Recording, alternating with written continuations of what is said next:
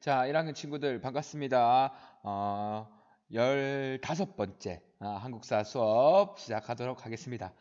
자, 지난 시간에 선생님이랑 고려의 4회까지 했었죠. 그래서 신분제 하면서 선생님이 이 세모 그려가면서 양반, 중간계층, 평민, 천민 이렇게 나누어진 신분제 4회를 고려의 신분제를 좀 선생님 계획했던 것보다 좀 많이 설명을 해가지고 그때 계획했던 고려의 종교와 사상을 못 해가지고 오늘은 고려의 종교와 사상 이 부분 마무리 짓고 그리고 선생님 수업 말미에 얘기했었던 5반부터 8반까지 사용하고 있는 그 교재를 바탕으로 해서 중간고사 대비하는 개념으로 심화 복습 그런 식으로 한번 해보도록 합시다. 자, 우리 7번 보면은 선사시대부터 우리 다시 할 거예요. 자, 중간고사 대비하는 거니까 선생님 복습하는 거 따라서 여러분들도 복습할 수 있도록 합시다. 자, 근데 선생님이 수업하기 전에 학생들이 따로 교재가 따로 프린터가 따로 나오냐라고 질문하는 학생이 있는데 선생님은 따로 프린터를 내주는 것보다는 수업 중에 있었던 선생님이 이렇게 판서하는 거나 이렇게 내용을 넣었던 내용들 선생님이 앞에 카메라로 촬영했을 때 그때 그 판서 내용 그런 걸 중심으로 시험 문제를 내도록 할 테니까 따로 프린터는 없을 거예요. 그러니까 수업 들을 때도 지금 배운 내용들도 다 시험 문제 중간고사, 기말고사 1학기 시험에 들어가는 내용들이니까 필기를 하면서 들을 수 있도록 합시다. 알겠죠? 자, 본격적으로 주제 13 고려의 종교와 사상에 대해서 배워보도록 합시다. 고려의 여기까지만 하고 일단 본격적으로 내용 들어가죠. 자, 먼저 종교와 사상을 하니까 제일 먼저 불교 내용이 들어가 있죠. 불교. 자, 고려에서 불교는 엄청나게 큰 영향력을 미치는데 어떤 영향을 미칠까요? 자, 첫 번째 고려가 건국할 때 왕건을 도왔던 사람들 중에 도선대사라고 하는 사람이 있었어요. 자, 이 사람은 왕건이 고려를 건국할 때 많이 불교 신도들을 모아주고 그리고 불교 세력도 모아주고 하는 엄청나게 많은 영향력을 미치는데 이 사람은 왕건이 질문을 했을 때 왕건에게 당신은 이 혼란한 하늘이 정한 명당에서 태어났으니 말세의 백성들은 당신이 구제해 주기를 기다리고 있다. 이런 식으로 얘기를 해줘요. 왕건은 송악, 개성 출신이거든요. 자, 그래서 도선대사는 이 송악을 명당이라고 생각을 하고 너희는 이 명당에서 태어나가지고 이 난세를 구해줄 영웅이다. 이런 식으로 얘기를 해주죠. 그런 다음에 고려를 건국을 하죠. 고려를 건국을 하죠. 자, 이렇게 왕건이 고려를 건국하는데 도선대사가 도움을 준 것처럼 왕건은 고려를 건국한 이후에도 이 도선대사가 활약했던 불교를 진흥시키려고 노력을 합니다. 그 왕건 때부터 불교와 관계를 맺어 왔었죠. 자, 그렇다면은 고려시대의 불교를 융성시키기 위해서 어떤 국가제도들이 있었는지 봅시다. 선생님이 적어놓은 이 4개가 되겠습니다. 이거는 크게 중앙과 이게 전국, 지방으로 보면 되겠죠. 중앙은 개성. 자, 먼저 중앙 제도로서 국사왕사제를 두고 있습니다. 국사왕사제 이거 뭐냐면 임금의 스승이라고 보면 될 거예요. 자, 모든 정책을 결정할 때 그걸 자문을 구하고 왕이 힘들 때나 이럴 때 자문을 구하고 조언을 해주는 그런 스승을 누구로 삼았을까요? 불교 승려로 삼았습니다. 국가의 스승, 왕의 스승으로서 승려를 삼았죠. 이런 국사왕사제를 통해서 불교를 융성시키려고 하였죠. 첫 번째. 두 번째, 정식 관료로서 승려를 기용하기 위해서 승과라고 하는 승려들만 응시할 수 있는 과거 제도도 실시를 하게 됩니다. 고려의 과거제도는 묵과는 따로 없었고 문과와 승과 잡과가 있었다고 보면 되겠습니다. 문과는 행정관료들, 문신관료들, 유교 과목 열심히 공부한 사람들, 이 사람들 뽑는 행정관료 뽑는 문과, 그리고 불교 승려, 국가 소속의 승려 뽑았던 승과, 그리고 전문직, 의학, 법학, 천문학 이런 거 관련된 전문직 관료를 뽑기 위한 잡과가 있었다고 보면 되는데 거기서 불교 승려를 뽑기 위한 승과가 있었다라는 것 정도 보면 되겠죠. 그리고 이 연등회 8관회를 묶어서 연등회 8관회 며칠 전이 우리 석가탄신일이었죠, 여러분.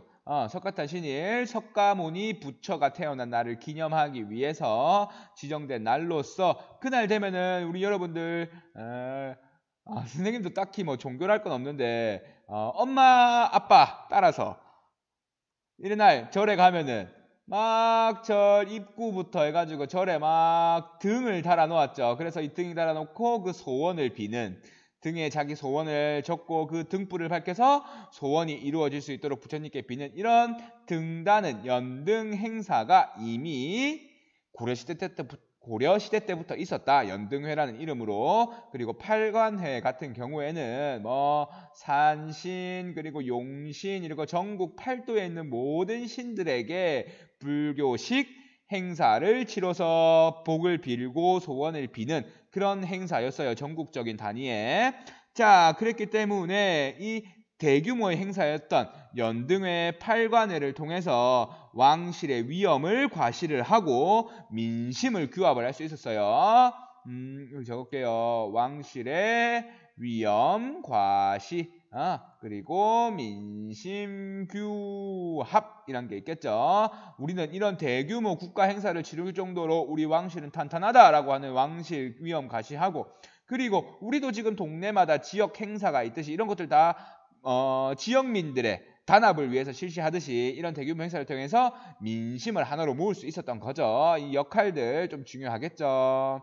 체크해 놓을 수 있도록 합니다. 왕실의 위엄을 과시하고 민심을 규합하려 하였다. 그렇게 위해서 실시했던 불교 행사가 연등회, 8관회였다 정도까지 알면 되겠습니다.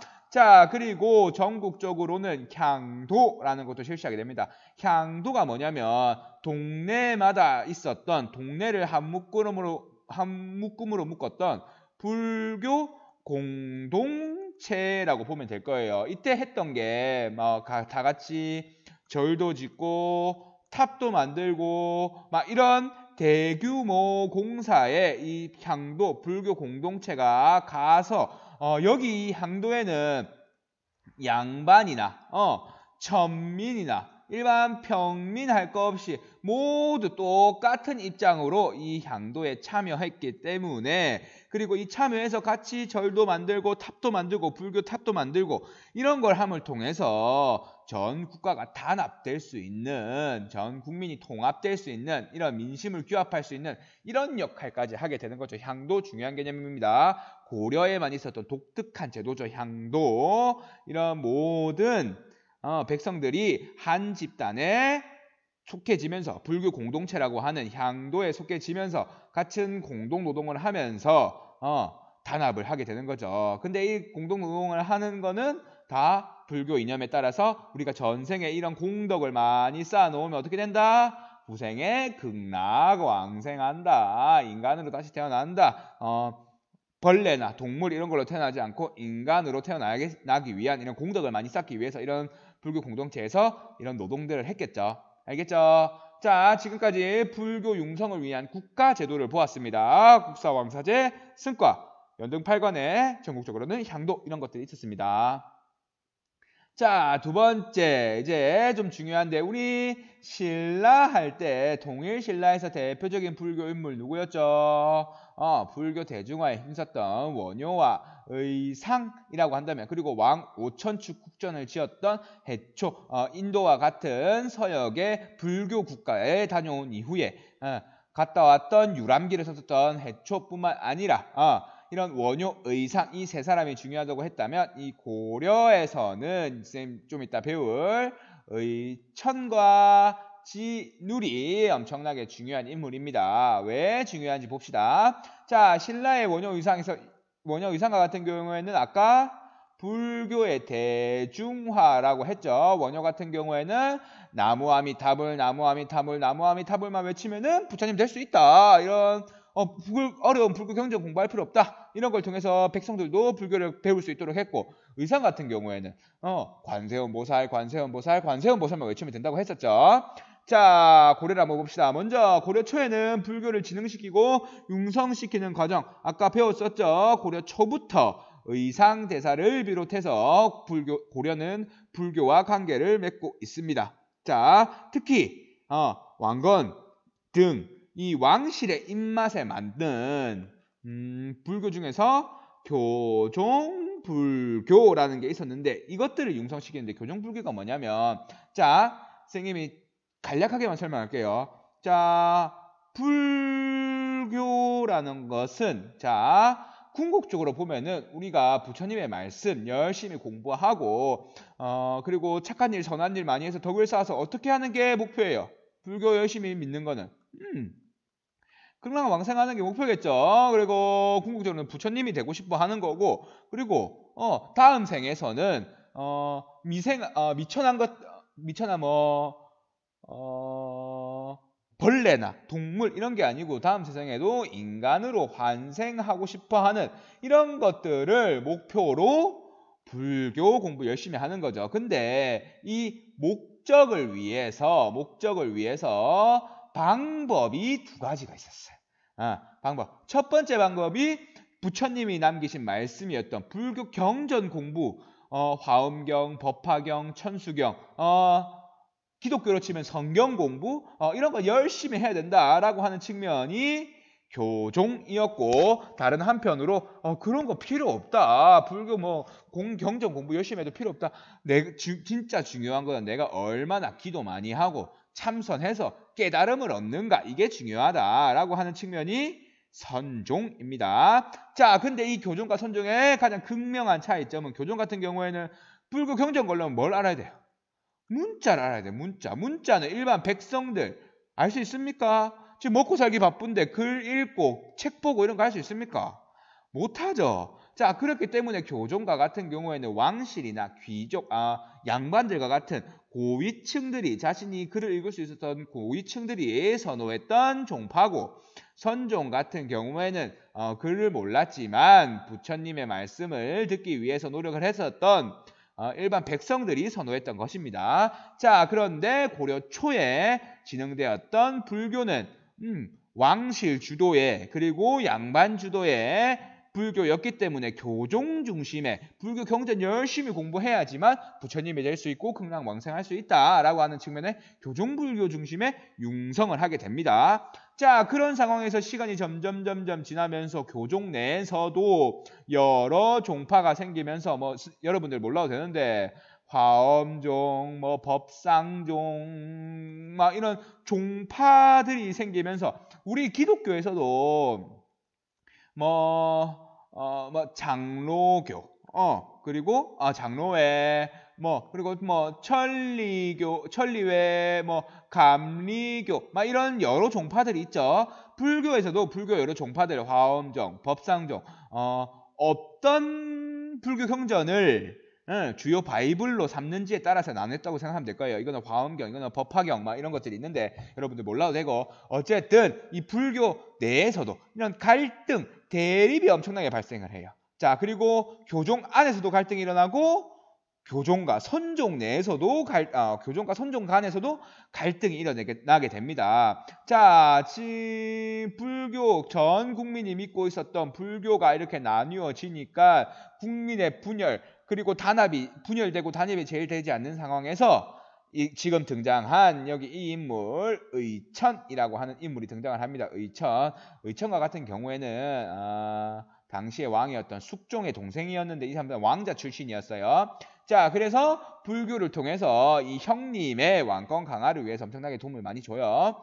자, 이런 분열과 대립, 이런 종교적 갈등 때문에 전국이 지금 전 국민이 갈등을 일으키고 지금 중앙 조정에서까지 갈등이 일어난다. 그런 거 있을 수 없다라고 하면서 이제는 우리가 통합을 해야 된다. 그러면서 교단 통합 운동을 벌이면서 만들었던 종파가 전태종입니다. 전태종 같은 경우에는 교종 입장에서 불교 경전 공부 열심히 하는데 선종에서 얘기하는 잠선, 기도, 깨달음 이런 것도 조금 중요하다라고 하는 새로운 종파를 만들어내게 되는 거죠. 전태종이라고 하는 종파를 만들어내고 교관겸수라고 하는 방법을 주장을 합니다. 이거는 교종에서 주장하는 것으로 불교 경전 공부 열심히 해야 된다라고 하는 거고 관은 선종에서 주장하는 것으로서 지관이라고 하는데 한순간의 깨달음 이런 의미예요. 어쨌든 불교 경전 공부와 참선, 기도, 깨달음 모두 같이 공부해야 된다라고 하는 의천의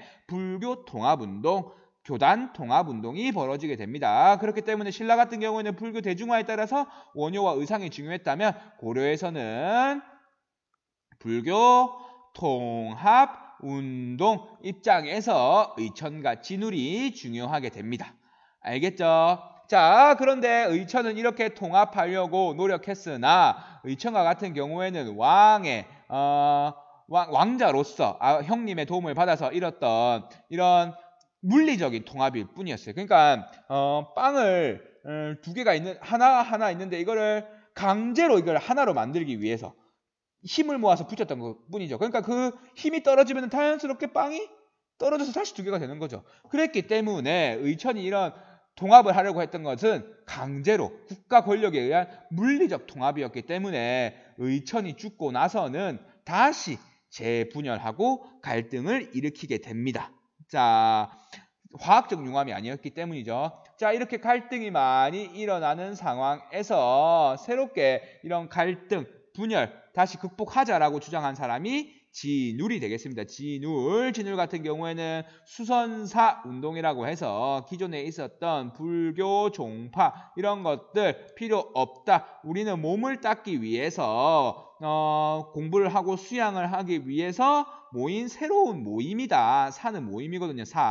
새로운 모임. 이거 절 아니에요. 절. 우리는 불교 통합을 할 새로운 모임이다 라고 해서 수선사 운동을 벌이게 됩니다. 의천 진울. 자, 그러면서 의천과 유사하게 정해 쌍수, 돈, 오, 점수라고 하는 개념을 말하면서 불교를 통합하려고 하지. 이거 싹 다 정해 쌍수, 돈, 오, 점수 이런 것 다 교종의 방법, 선종의 방법 모두 통합해야 불교 공부의 극의에 끝에 달할 수 있다라는 뜻이에요.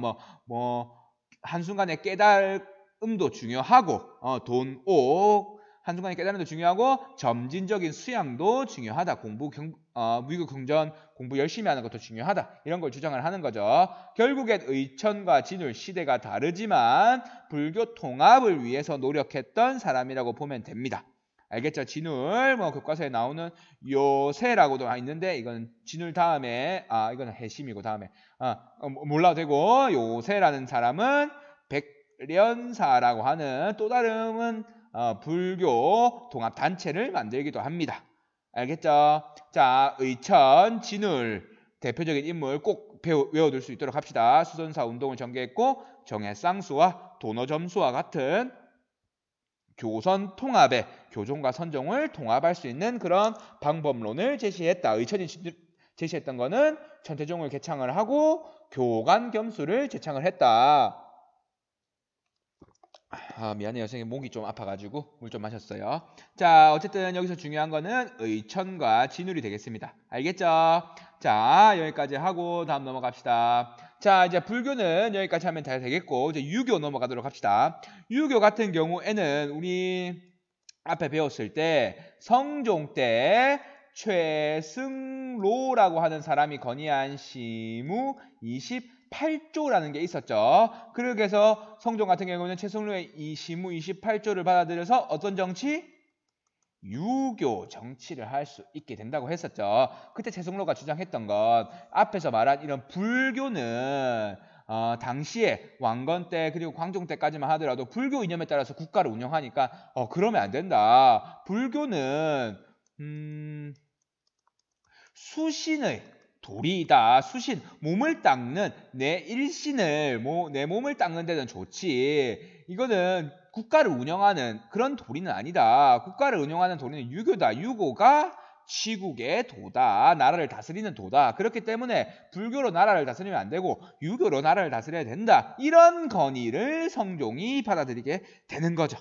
알겠죠? 그 이후로도 유교가 정치 이념으로 작용을 하게 됩니다. 알겠죠?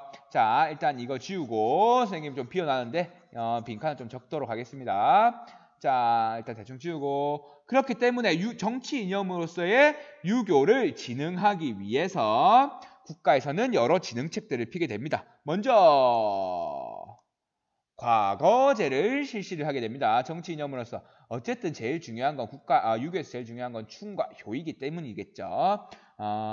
자, 왕에 대한 충성을 강조하기 위해서 유교 정책 진흥책을 피게 되는데 과거제를 실시를 하게 되죠. 과거제는 광종 때 후주 사람, 중국 사람이었던 쌍기의 건의를 받아서 이제는 관리를 뽑을 때 추천이나 호족의 자식들이 아니라 유교 경전 공부를 얼마나 잘했는지에 따라서 이거를 시험을 봐서 능력 있는 사람을 뽑자.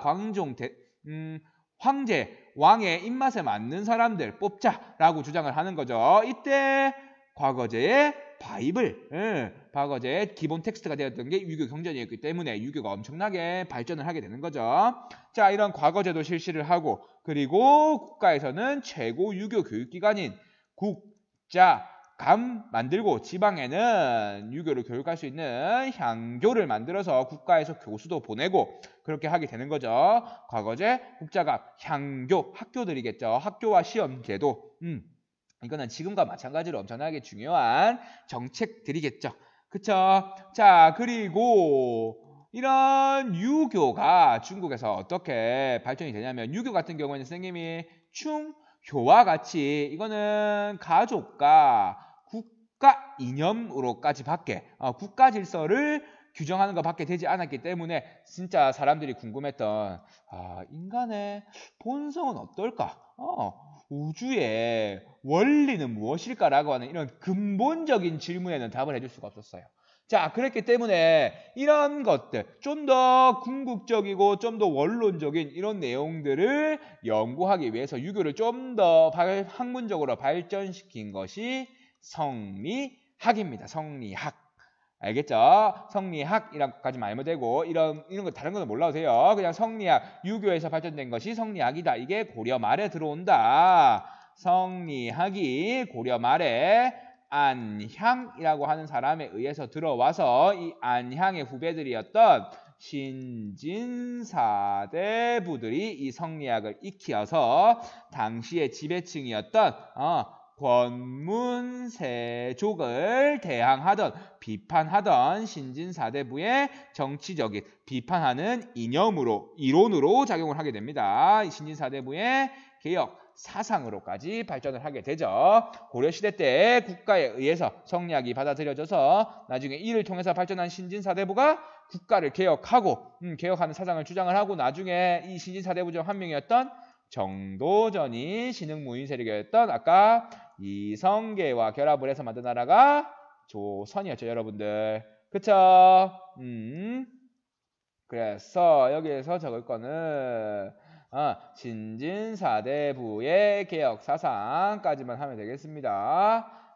여기까지 이렇게 하고 신진사대부의 개혁사상으로 활용했다. 논리로 활용되었다. 정도까지만 알면 되겠습니다. 알겠죠? 국가에 의한 유교 진흥책들, 과거제, 국자감, 향교 이런 것들이 있다. 정도 보면 되겠고 이 성리학의 수용은 이거는 선생님 잘못 적었어요. 이게 여기 들어오는 건데 선생님 실수했어요.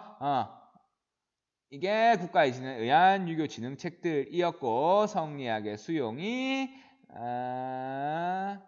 여기 있으면 되겠습니다.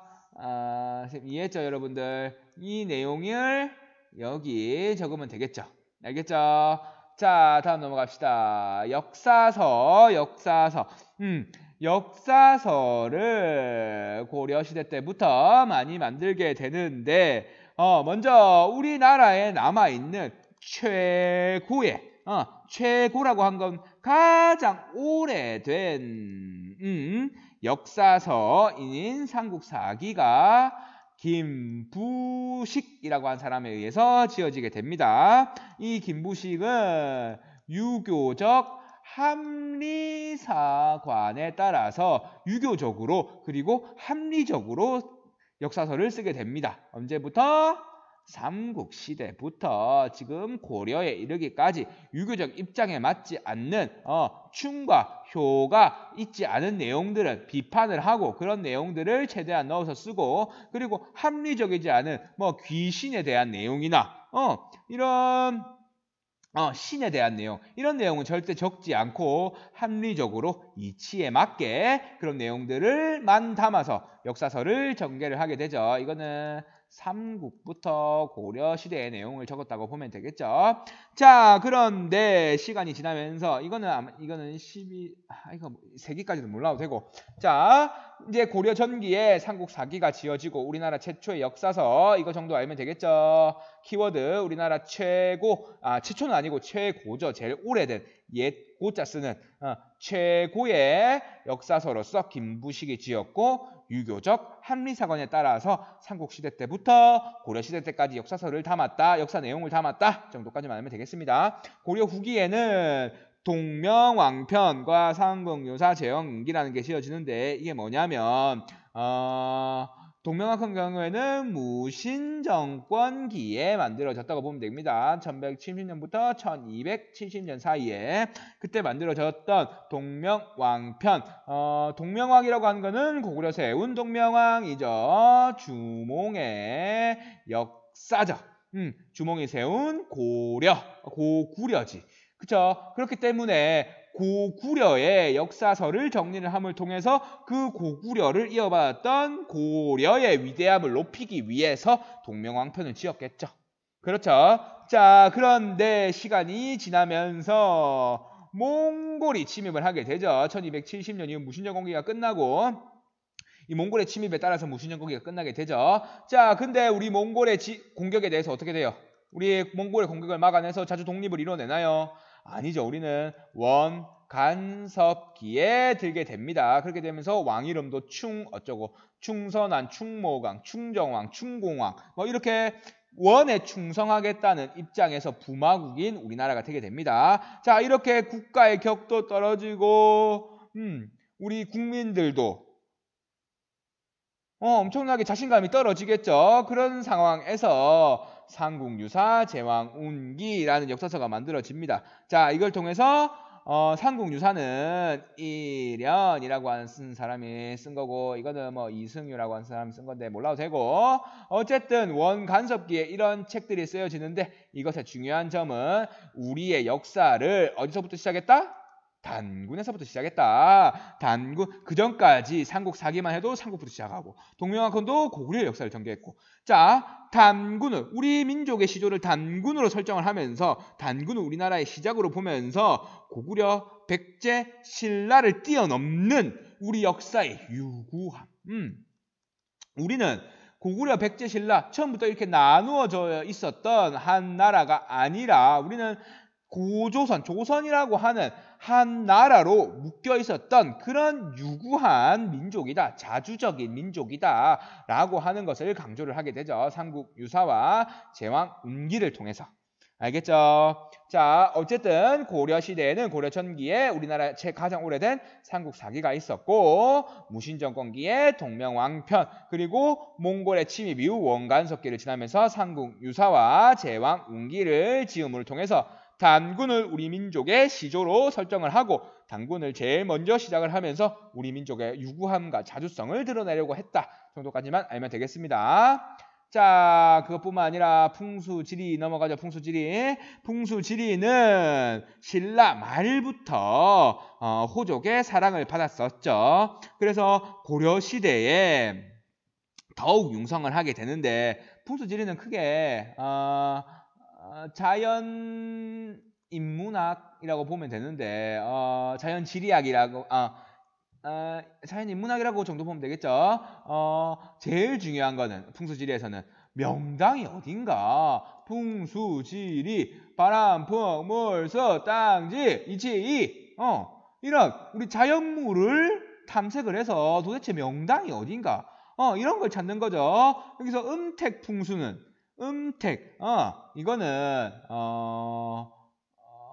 묘자리 쓸 때 묘로 쓰면은 좋은 명당은 어딘가 어디에 묘를 써야지 후손들이 잘 될지 이런 걸 찾는 걸 음택풍수라고 하고, 양택풍수는 집자리를 구하거나 수도 정할 때 지금 이 살고 있는 사람들이 번성하고 번창할 수 있도록 그런 명당은 어딘가를 찾는 게 양택풍수인 거예요. 알겠죠?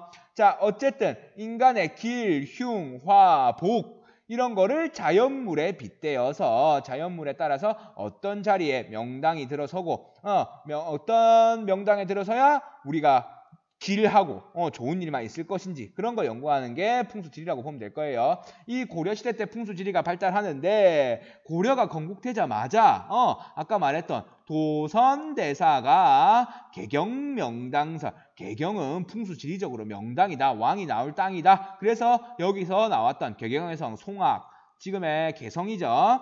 이 개성 출신이었던, 개경 출신, 송악 출신이었던 왕건은 이 명당에서 태어났기 때문에 왕이 충분히 될 사람이다 라고 주장을 하게 되는 거죠. 제일 처음에 고려에는 개경명당설이 주장이 되다가 이 왕건이 우리 알고 있듯이 신라가 삼국을 통일할 때 당의 힘을 빌었죠. 그러면서 대동강 이북의 땅을 다 당나라한테 줘버리면서 신라의 영토는 지금으로 치면 평양 정도까지 밖에 되지 못했어요. 자, 이런 상황에서 후삼국이 신라 내에서 전개되는데 고려의 영토도 처음에는 신라가 당으로부터 인정받은 그 지역까지 밖에 되지 않는 상황이었죠. 왕건은 영토 팽창에 나서서 북진 정책을 피게 됩니다. 신라 때 잃었던 땅을 회복하기 위해서. 자, 그때 이 북진 정책의 전진 기지로 삼았던 것이 바로 평양인데 이 평양을 서경이라고 해서 수도인 개경의 서쪽에 있는 명당이다라고 하는, 평양이 엄청나게 좋은 땅이다라고 하는 평양 명당설을 주장을 하게 됩니다. 처음에는 개경 명당설, 그 다음에 서경 평양 명당설. 자, 그런데 시간이 지나면서 당시에 문벌들이 정치적으로 그리고 경제적으로, 정치적으로 고위가지 독점하고 경제적으로 자기들이 대토지 차지하고 개경에 있는 모든 땅, 우리 강남에 살고, 선생님도 강남에 가서 살고 싶어. 그런데 지금 강남 땅값이 너무 비싸서 들어가서 살 수가 없어요. 그죠? 자, 그 당시에도 백성들도 개경에서 땅 가지고 거기서 농사 지내고 싶어. 그런데 이 문벌들이 가지고 있는 대규모의 땅 때문에 내가 들어가서 농사질 조그만한 밭뜨기 정도가 없는 상황에서 당시의 왕이었던 아까 의천의 형님이었던 숙종이 수도를 남경, 지금이 아니죠, 조선시대 한양, 서울 지역으로 옮기려고 하면서 우리가 알고 있는 개경이나 서경뿐만 아니라 남경, 한양 지역도 명당이다 라고 하면서 전도를 하려고 해요. 왜? 얘들이 너무 기득권을 가지고 너무 땅을 많이 가지고 있으니까 수도를 옮겨버리려고 한 거죠. 개경에 너무 많은 땅을 가지고 있으니까. 자, 하지만 이 문벌들의 반대로 실패를 하게 됩니다. 알겠죠? 자, 그런 상황에서 문벌이 계속 자신의 권력을 쌓아가는 과정에서 문벌 내에서도 갈등이 일어나죠. 우리가 알고 있는 이자겸의 난이 일어나게 되고, 그리고 묘청이라고 하는 사람과 우리가 알고 있는 김부식, 삼국 사기를 지었던 김부식 간에 일어났던 묘청 운동이었죠. 이건 왜 일어났죠? 금나라라고 하는 여진족이 당시에 중국까지 이기면서 압박을 가해하니까 고려 너희들 우리말 들어, 아니면 중국에 있는 송나라처럼 너희도 지금 무너질지 모른다라고 하니까 묘청 같은 경우에는 절대 안 된다, 우리 금나라와 와서 싸우자라고 하고, 김부식은 지금 재계 정세로 보아서 금나라를 이길 수 없다라고 주장을 하면서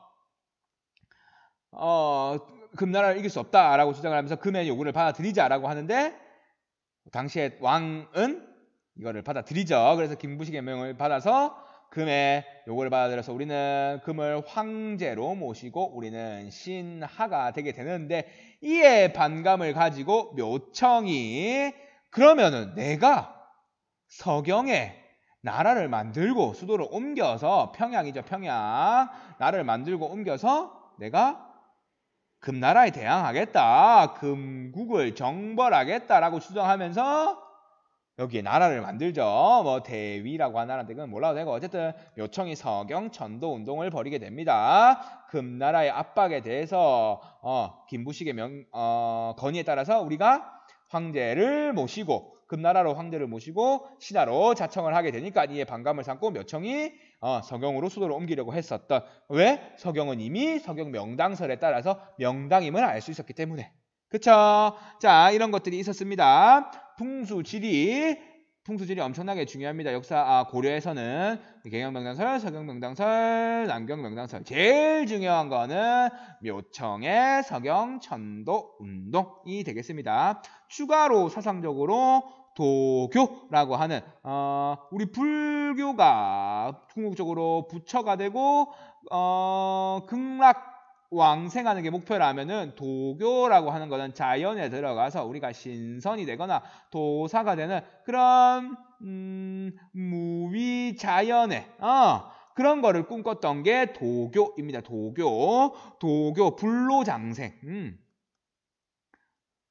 절대 늙지 않고 오래 사는 걸 불로장생이라 하죠. 그런 걸 꿈꿨던 게 도교인데 고려에서는 도교도 유행을 하게 됩니다. 그래서 각지에 도교 사원도 만들어지고 도교 행사였던 도교 제사였던 초제 이런 것들도 지내지게 됩니다. 도교 제사 행사라고 보면 되겠죠. 그리고 고려에서는 민간 신앙이었던 산신에게 제사를 지내는 산신제 그리고 하늘에 비가 내리도록 비는 기우제 이런 것들도 지내게 되죠. 민간 신앙으로서.